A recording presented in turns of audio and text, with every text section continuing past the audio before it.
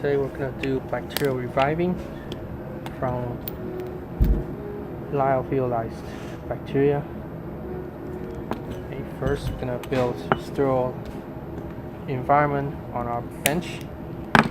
Just light up your ethanol lamp. So the hot air from the fire is going to establish ascending airflow and keep the working space somewhat sterile.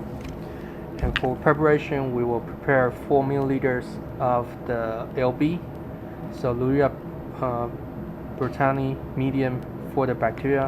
At the same time, also 2 plates of LB agar, 1.5% of agar rolls with the LB things autoclave, and then pour into 10 centimeter dish. Ready. Okay. So here these are lyophilized bacteria in powder form stored in the inner tube that's vacuumly sealed. So now we need to break the glass,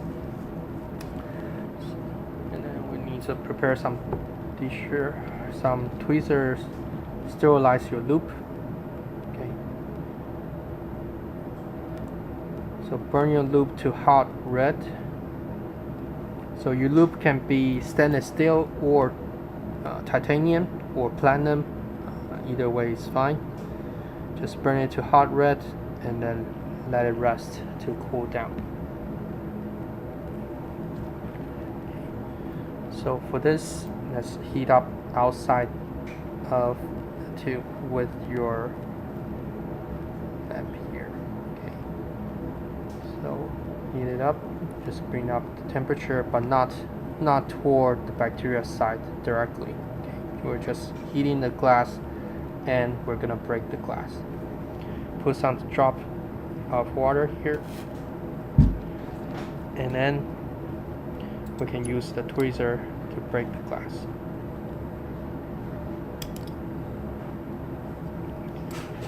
Not very effective. Just one more time.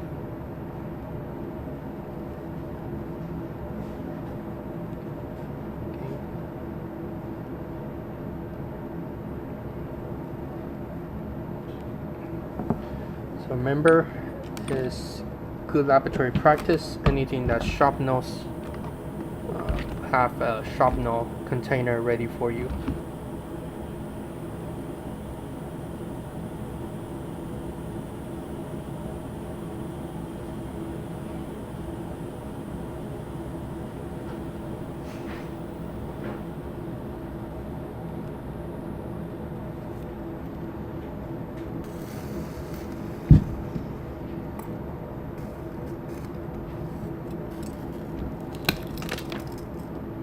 Okay. So once broken, you can see here you can access the inner tube there. So just check if there is any other glass pieces. Dispose them into the sharp nose container. Remove it, and then try to keep it as clean as possible. Okay, so you can sterilize, disinfect your tweezer with the ethanol lamp as well, and take out the cotton inside the thing, inside the inner tube. Pay some attention so that you don't contaminate everything.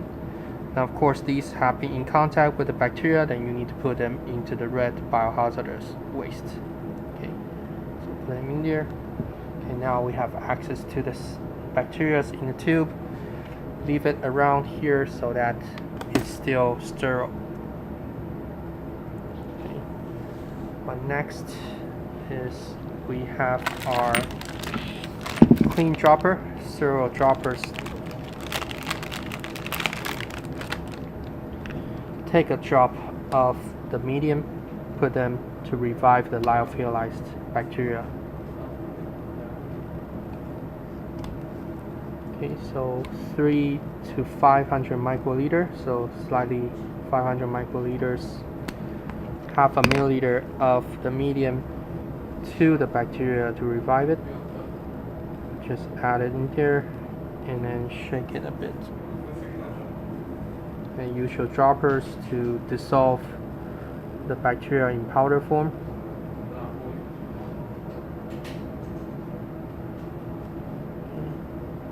So lyophilization is freeze drying of bacteria. Then this will be a safe way to long-term preserve bacteria in this stage, where you use, after freezing, you use vacuum to completely remove all the water. However, for cells, due to lack of cell wall, you will not be able to have good cell recovery after lyophilization. But for bacteria, it is okay. So fully dissolve all the bacterial powders inside the tube.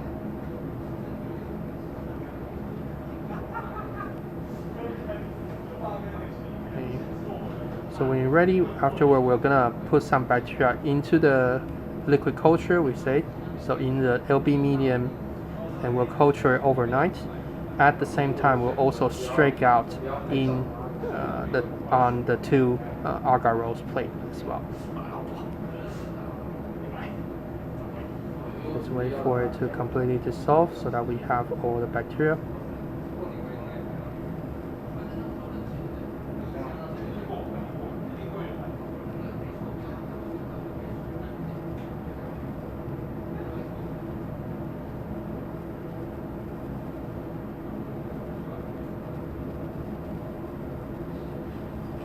So lie it somewhere else.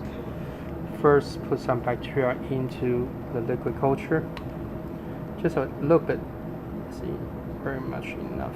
Okay, we don't need a lot. This, you can see, it's very turbid, so there's a lot of bacteria there, and we're going to culture it. And then we're going to put a drop on each of the on the side of each of the plate. Okay, let it dry a bit before we can straight them out.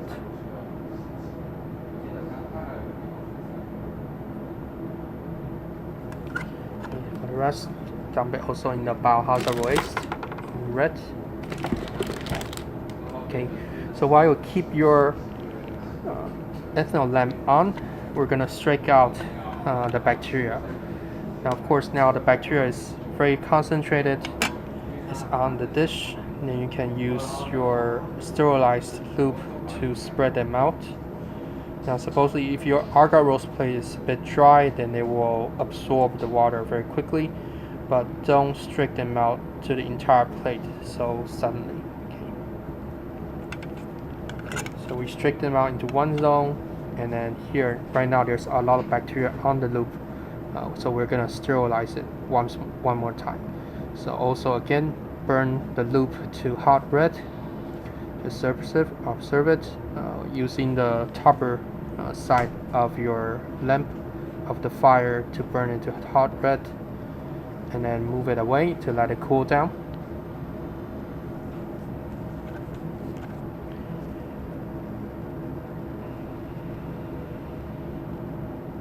Okay, so today we are reviving the TH5 alpha E. coli strain we purchased from BCRC in Taiwan.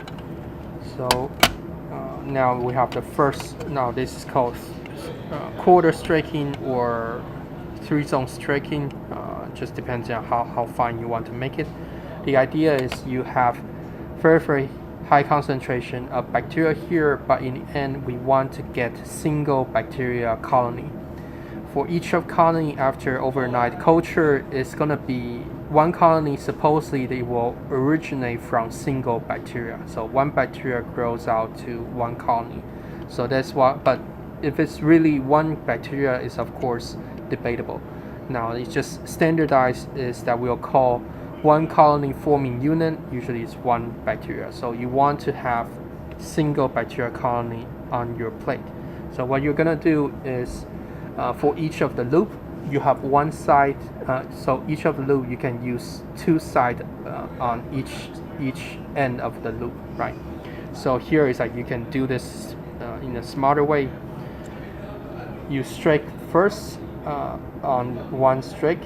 Okay, so strike it out, overlap some part from previous zone, and then you flip it, turn another 180 degrees for another loop. Again, strike out so that you can have finer resolution. So I'm striking out 3 zones for this plate. Now you can do this repeatedly to strike out the 4th zone as well, if you know that right now this bacteria concentration is really high and you really want to have single colony out. Okay. So right now these agarose plate doesn't have any antibiotics. Today, if you want to selectively select bacteria that might be carrying resistance or carrying drug resistant plasmid, then you can add antibiotics within when you're preparing the agarose. Okay. So also here you can test if you didn't leave enough time to cool down the loop, it's gonna make some sound when it's melting the agarose. But you can do this on a clean side so that to make sure that your loop it's not too hot, and when you touch the bacteria, it's gonna kill the bacteria. Okay. So you can strike them out. If you know this concentration is very high, then don't strike too much.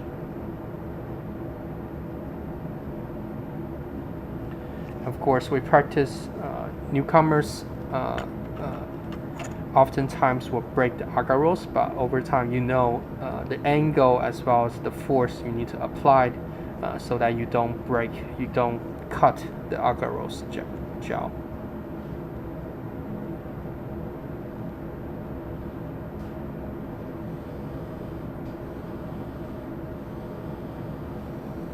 Okay, so let it cool, or if you really cannot wait, you can keep it and just use a clean side of the agarose to cool down the loop, although it's not recommended. Okay, so keep it cool and then strike again so that you try to get a single colony. Okay, and absolutely when you finish, you should also sterilize the loop one more time. Okay, so keep everything clean, keep the cross contamination to the minimum.